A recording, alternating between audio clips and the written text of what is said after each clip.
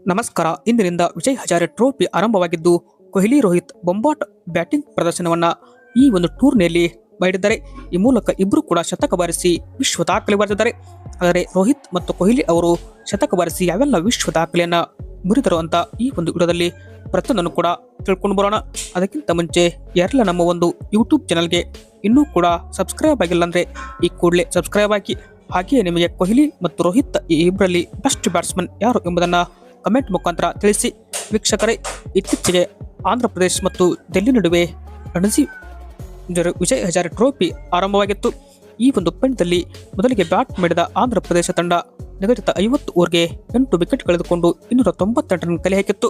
ಈ ಮೂಲಕ 299 ರನ್ಗಳ ಗುರಿ ಬೆನ್ನತ್ತಿದಂತಹ ಡೆಲ್ಲಿ ತಂಡ ಈ ಒಂದು ಚೇಜನ ಕೇವಲ 37.4 ಓವರ್ನಲ್ಲಿ 8 ವಿಕೆಟ್ ಕಳೆದುಕೊಂಡು 300 ರನ್ ಹೊಡೆದು ವಿಜಯ ದಾಖಲಿಸಿತ್ತು.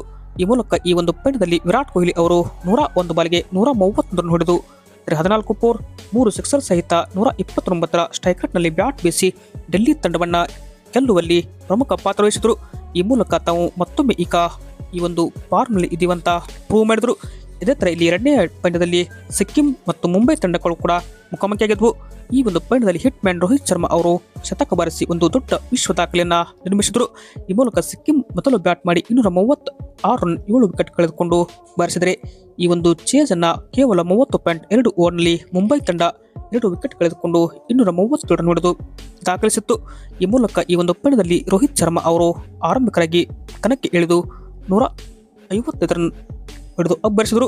18 ಫೋರ್ ಜೊತೆಗೆ 9 ಸಿಕ್ಸರ್ ಸಹಿತ 164ರ ಸ್ಟ್ರೈಕ್ ರೇಟ್ನಲ್ಲಿ ಬ್ಯಾಟ್ ಬೀಸಿ ಮುಂಬೈ ತಂಡ ಗೆಲುವಿಗೆ ಪ್ರಮುಖ ಕಾರಣ ವಹಿಸಿದರು. ಈ ಮೂಲಕ ವಿರಾಟ್ ಕೊಹ್ಲಿ ಕೂಡ ಈ ಒಂದು ಲಿಸ್ಟ್ ಎ ಕ್ರಿಕೆಟ್ನಲ್ಲಿ ಅತಿ ವೇಗವಾಗಿ 16,000 ರನ್ ಹೊಡೆದ ದಾಖಲೆ ಕೂಡ ಈ ಒಂದು ಪಂದ್ಯದಲ್ಲಿ ತಮ್ಮ ಹೆಸರಿಗೆ ಬರೆದುಕೊಂಡರು. ಈ ಮೂಲಕ ರೋಹಿತ್ ಮತ್ತು ಕೊಹ್ಲಿ ಜೋಡಿ ಇದೀಗ ಮತ್ತೊಮ್ಮೆ ಕಮಾಲ್ ಮಾಡುತ್ತಿದ್ದು ತಾವು ಮತ್ತೆ ಮುಂಬರುವ ನ್ಯೂಜಿಲೆಂಡ್ ವಿರುದ್ಧದ ಸೀರೀಸ್ಗೆ ತಯಾರಿದ್ದೀವಿ ಅಂತ ಹೇಳಿ ಪ್ರೂವ್ ಮಾಡಿದರು. ಇದು ಏನಪ್ಪ ಅಂದರೆ ಇವರ ಒಂದು ಪ್ರದರ್ಶನ ನೋಡಿ ಟೀಮ್ ಇಂಡಿಯಾ ಅಭಿಮಾನಿಗಳಲ್ಲಿ ಕೂಡ ಒಂಥರ ಖುಷಿಯಾಗಿದೆ. ಇದು ಏನಪ್ಪ ಅಂದರೆ ಸದ್ಯಕ್ಕಂತೂ ರೋಹಿತ್ ಮತ್ತು ಕೊಹ್ಲಿ ಅವರು ಬೊಂಬಾಟ್ ಬ್ಯಾಟಿಂಗ್ ಪ್ರದರ್ಶನ ಮುಖಾಂತರ ಇಬ್ಬರು ಕೂಡ ಶತಕ ಬಾರಿಸಿ ಮತ್ತೊಮ್ಮೆ ನ್ಯೂಜಿಲೆಂಡ್ ವಿರುದ್ಧ ನಾವು ಬ್ಯಾಟಿಂಗ್ ಮಾಡಲು ತಯಾರಿದ್ದೀವಿ ಅಂತ ತೋರಿಸಿಕೊಟ್ರು. ವಿಡಿಯೋ ಇಷ್ಟ ಆಯ್ತು ಅಂದರೆ ಲೈಕ್ ಮಾಡಿ. ಇದೇ ತರಹದ ಸ್ಪೋರ್ಟ್ಸ್ ಮಾಹಿತಿಗಾಗಿ ತಪ್ಪದೆ ನಮ್ಮ ಒಂದು ಯೂಟ್ಯೂಬ್ ಚಾನಲ್ಗೆ ಸಬ್ಸ್ಕ್ರೈಬ್ ಆಗಿ ಸಪೋರ್ಟ್ ಮಾಡಿ.